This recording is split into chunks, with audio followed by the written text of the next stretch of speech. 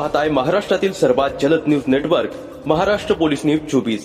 खडकवासला कालव्याला अतिक्रमणाचा विळखा, बोरीपारधी हद्दीत दुकानदारांची दादागिरी की प्रशासनाची अर्थपूर्ण दुर्लक्ष।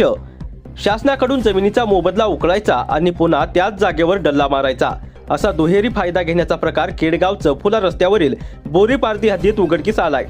खडकवासला कालव्याच्या जमिनीवर काही धनदांडग्या दुकानदारांनी उघडपणे अतिक्रमण केले असून या गंभीर प्रकाराकडे पाटबंधारे विभाग आणि महसूल विभागाने जाणीवपूर्वक डोळेझाक केल्याचे चित्र दिसत आहे। बोरीपारधी हद्दीतील गट नंबर 239/1 मध्ये हा सर्व प्रकार सुरू आहे। यापूर्वी रस्त्याच्या विस्तारीकरणासाठी शासनाने येथील जागा मालकांना रीतसर नुकसान भरपाई दिली आहे, म्हणजेच ती जागा आता सरकारी मालकीची आहे। मात्र तरीही काही स्थानिक दुकानदारांनी या जागेवर आणि थेट कालव्याच्या कडेला बांधकाम साहित्य, सिमेंट, पाईप्स आणि कचरा टाकून अतिक्रमण केले आहे। कालव्याच्या कडेला मोठ्या प्रमाणात कचरा आणि प्लास्टिक फेकला जात आहे।